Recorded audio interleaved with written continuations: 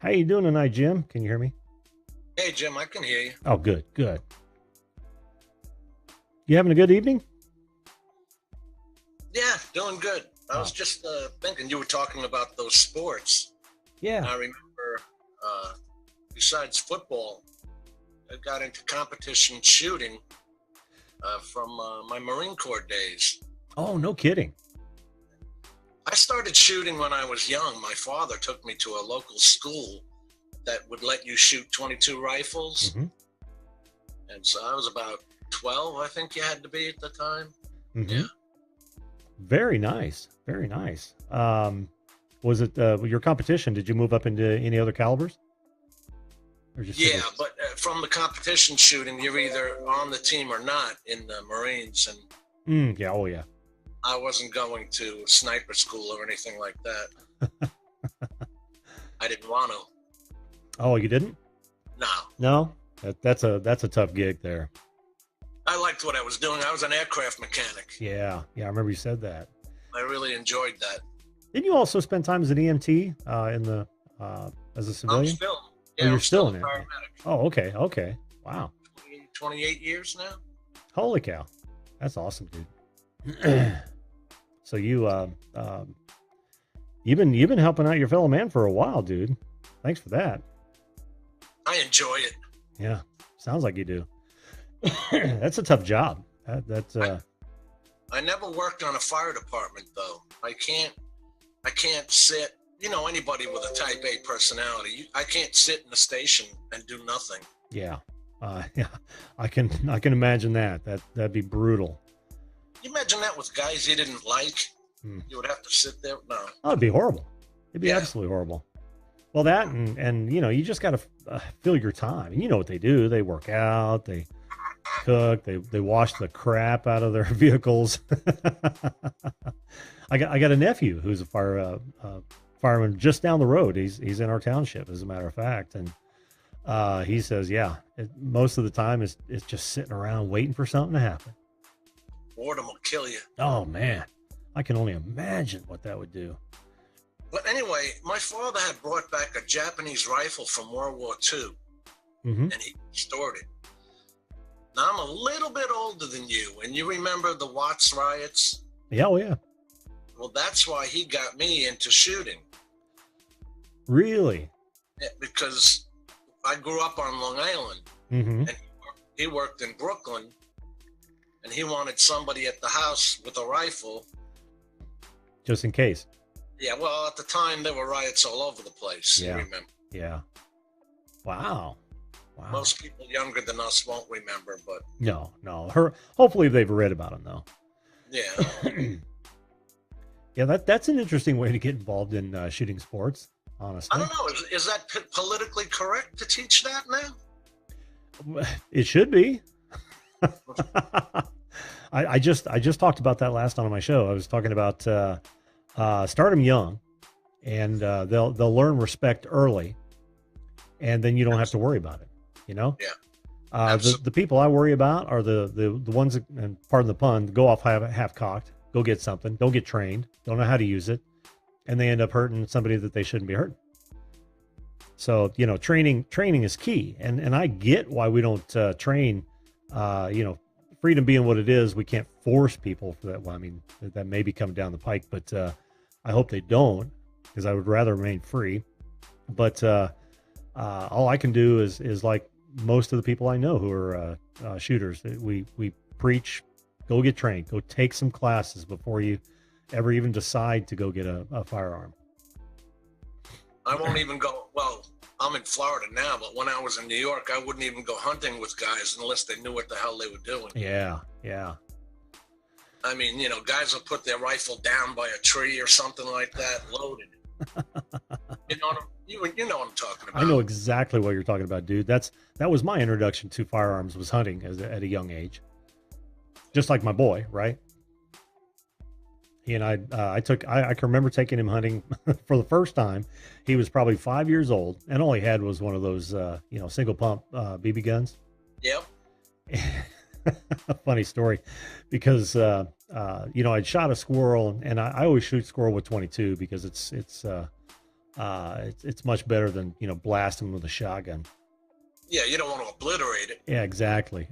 Well, I got him pretty good, but he was, this might offend some people. What the hell? He was doing the death dance.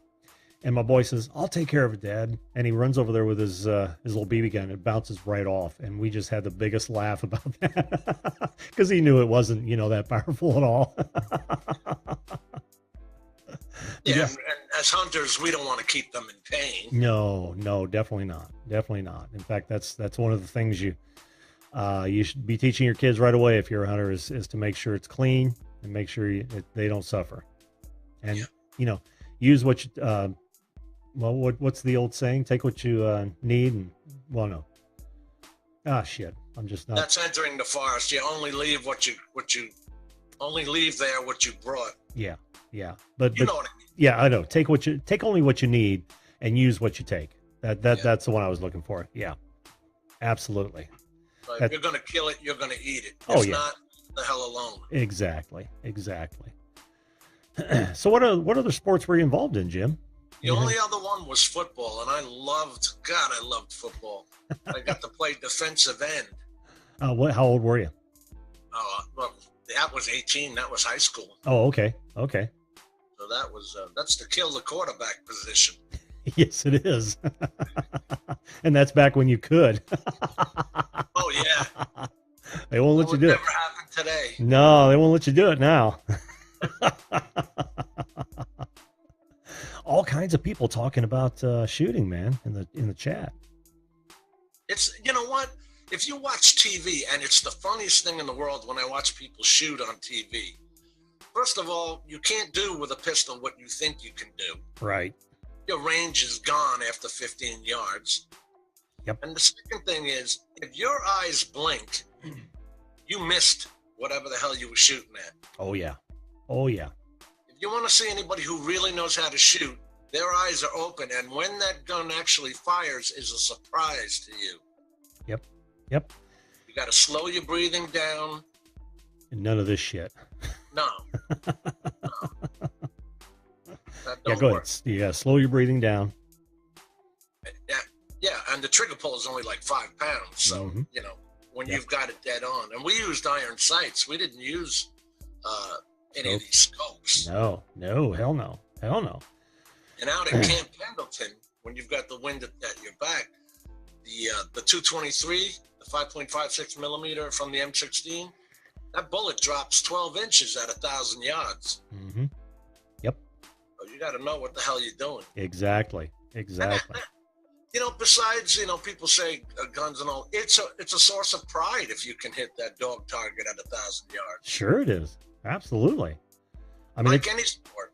Yeah. I mean, it takes concentration. It, like you said, steady breathing. And in fact, I think the number one problem people have is a jerky trigger finger. Oh yeah. Yeah. Because if you're not smooth on that, you've missed. You're not pulling. Yeah. I mean, the moment you jerk is the moment you've already come off target. Yeah. It's gone. Yep. Absolutely. Hey, Was Blind's here. How you doing, Was Blind? Good to see you again.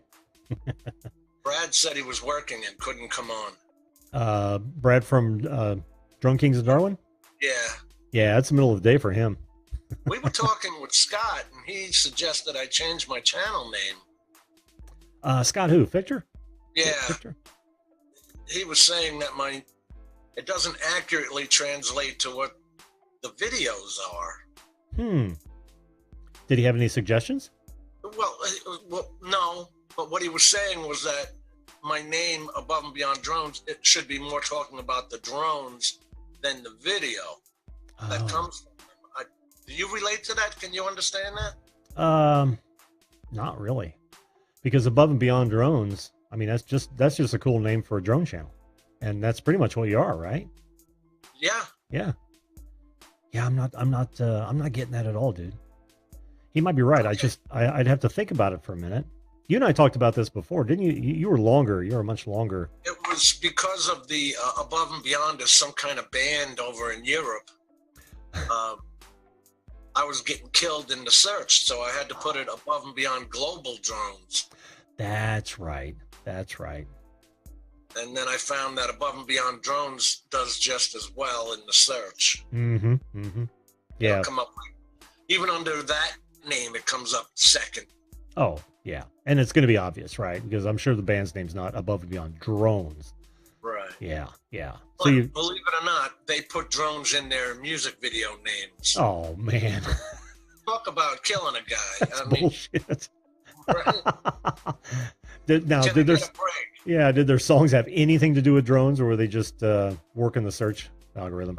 Yeah, they were working the search. Apparently it was a drone music video shot. Oh, okay. I thought they were cheating it. They don't need to. Apparently, they're getting a hell of a lot of hits. Oh, really? Yeah, but like I said, you should stand out from that easily. But does well. At least I come in second under my own name. That's cool though. Drone Kings of Darwa says only thing maybe change your logo.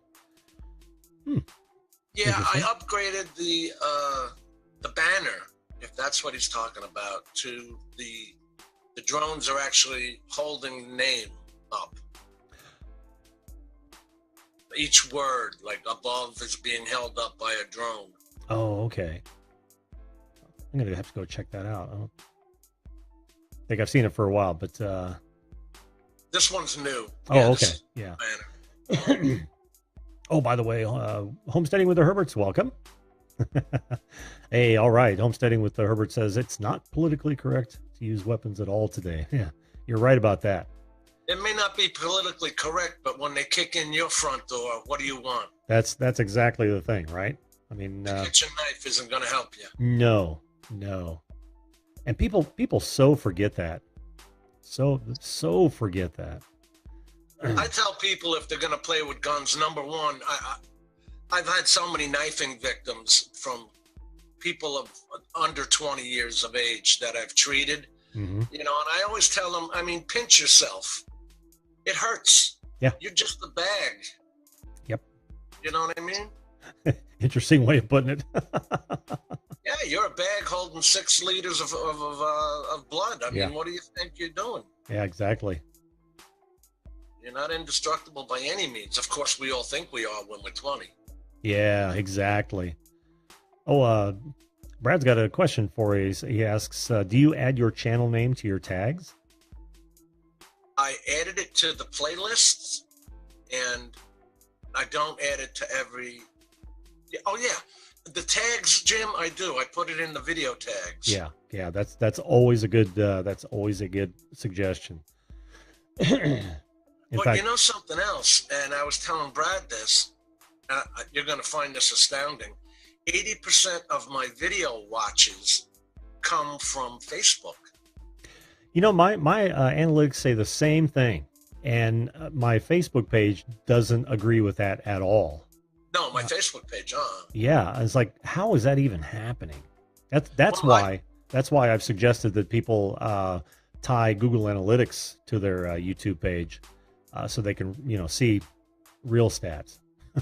Yeah, you said that the other night, and I know how to do it, but just go ahead and tell them how to do it once more. Yeah, it's real easy. You sign up for Google Analytics, doesn't cost you anything, and then on your channel you go to into the YouTube studio. Right? Under customize, you can do it. Yeah, let me just go there real fast. So you go into YouTube Studio when it comes up. Click on your settings when that comes up, and then you click on the advanced channel settings under other settings. And when you go there, you'll see at the bottom of the page, when you set up a Google Analytics an account, like I said, it's free. You'll get a property tracking ID, this guy right here, and then you can use that. So that's what you do. And if you add that to yours, I'll know because it'll be coming from different sources. So that's how you actually add it. That way you can track so much more. Oh, let me get back to us, Jim. So much more than you can under YouTube Analytics. I'm still showing 100% male. It doesn't show any age groups. Do you get any age groups on yours? Yeah, I get mostly not our age group, but the age group beneath us. whatever that might be. I don't know why that is. Is that the 30 to 40 or 30? Like 40? 35 to 45. Yeah, I get a lot of those. Now, how old did you say you were, Jim? 59. Oh, 59. You are older than I am. You don't look older than I am. Talk about grandpa. I know, right? You don't look older than I am. Well, you were. I actually started this whole thing from my granddaughter, who's 10. Oh yeah. And she flies the Tello drones. She's scared to fly the big drones. Mm. Remember we talked about that? She doesn't want to break. Yeah. Yep. I do. I can understand that though. Yeah. I mean, those things aren't cheap. Tellos? Well, I don't know, the big drones. Oh yeah. Well, the biggest one I have, it's almost as much as the Harley cost me. Chrissy is asking me a question. She wants to know what the hat says tonight. It says, "Play stupid games, win stupid prizes." Hey, you know what I watched last night? What's that? Match Game 73. I don't know why, but there's this channel on Hulu that has all the old game shows. And I was just looking at, who's a Bert Convey and all the ones we know and love. I couldn't find Paul Lynde anywhere, but... No, he was usually on the Hollywood Squares. Yeah. He was the favorite. Yep, they usually had Richard Dawson, Brett, somebody, I can't remember her last name, Charles Nelson Riley. And then everybody else kind of floated around them, right? The other three chairs, they'd have special people in. I know. My all-time favorites were guys like Jonathan Winters and Paul Lynde. You remember Jonathan Winters? God, he didn't have to do anything to make you laugh. He just put the look on. Yeah, I mean he was a stretch face before Jim Carrey. Yes. And you're right. His show there, didn't he? Yeah, the Jonathan Winter Show. I mean, it was named just that simply. Mm-hmm. Oh, boy, I was looking at all those. You know what else is on? Laugh-In. Yes. The original Laugh-In. I saw the very first one. They had the mayor of Burbank on there. Oh my God! You talk about the 70s. Oh man, do you remember watching that when it was live or first run? Yeah, me too. We thought it was so funny back then. Oh, no kidding.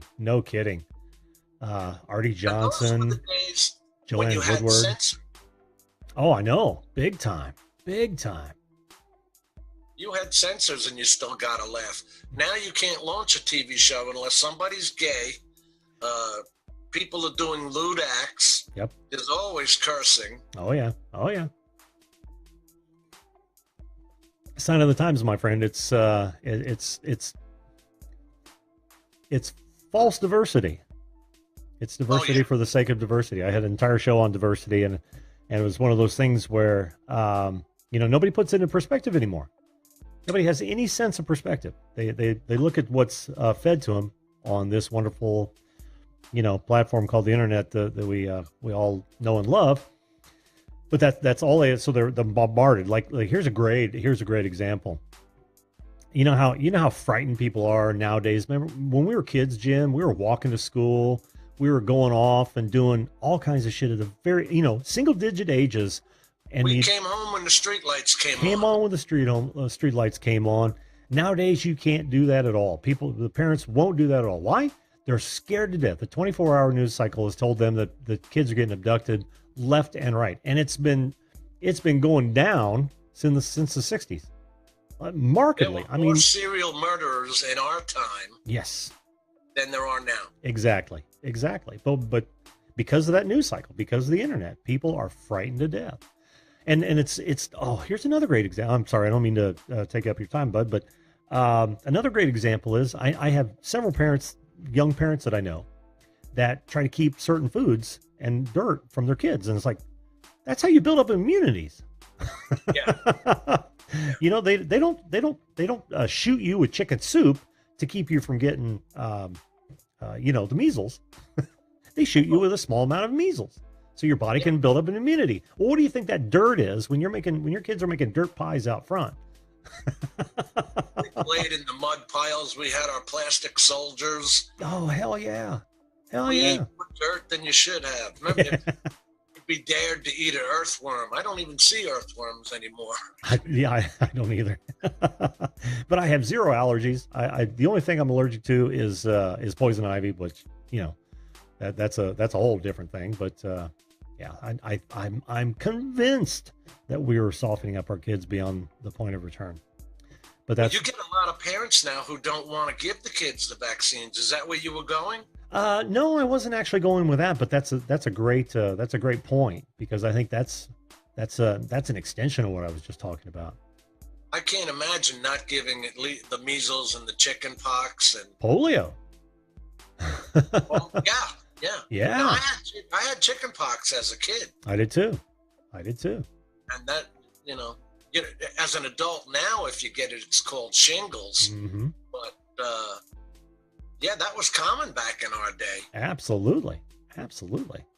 which is a thing of the past now. But Mm-hmm. if these parents, like you said, are going to balk at getting the vaccinations, Yeah. Who knows what's ahead of us? you got to remember, medicine, we're basically still ignorant. Yep. We can't cure a virus. There's no such thing as curing a virus. Mm-hmm. Can't cure the common cold. Right. And, and we're still squirting water from hoses and calling it a fire department. Think about that. Since the 1800s. I know. I think about that all the time, especially when you watch real videos from really early. We think that things have changed markedly.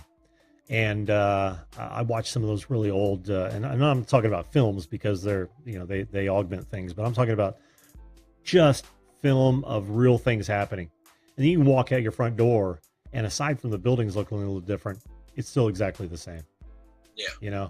We talk to the people the same way, and it's like, it just astounds me. It really does. For as much advancement as we've made, there are still some things that just don't change. But except for nowadays morals. Yeah. Where are you getting your morals from? If nothing's out of bounds. Right. There's no shock value anymore. How do you shock someone on a TV show now? Oh, you can't. A car crashed to death. Yeah. Remember when movies like Bullet with Steve McQueen, a great car chase? Oh yeah. You can't do that anymore. No. That's so sad too. Sorry for killing the show. How did we get off on that? I don't know. But we will have to leave with that because I got to get Jesse up before this runs into late night with Jim. We could go on too. We could go on all night, dude. All right, my friend. Well, thanks so much for coming on, Jim. Interesting stuff, dude. Interesting stuff. We should actually devote an entire show to how much things have changed and how much things have stayed the same, because we could go on forever. You could go on. Yeah. And they're bringing that show Mindhunter back. I don't know about that show. What's that show about? It's about the original days of 1973 when the FBI started the profiling. Oh. And the original serial killers and all that. Yeah. Find out their reasonings or non-reasonings. I love those kind of shows. Yeah. What did you say? Well, the whole idea of it is to try and get ahead of and try and predict if someone is going to, or whatever. Well, now we know, social behavior. Yeah. But they didn't. No. They were just getting into mapping it, right? Yeah. Yep. It's showing the process. And you know who was behind that? That 6 foot tall blonde. Charlize Theron. Oh, really? Yeah, she's the executive producer of that show. Blew me away. Wow. Imagine that. That's cool. It's on Netflix. You ought to check it out if you get the chance. Yeah, I'm going to have to re-up my Netflix account. I cut the cord in 2014. I was done with $200 of direct TV. Yeah. Yeah. And we're getting real close to that ourselves. So yeah, good on you, man. All right. I'll leave you on that note. All right, dude. Have a good evening, Jim. We'll pick up this conversation again, man. I love talking about stuff like that. Thanks for having me on. Hey, you bet, dude. Bye-bye.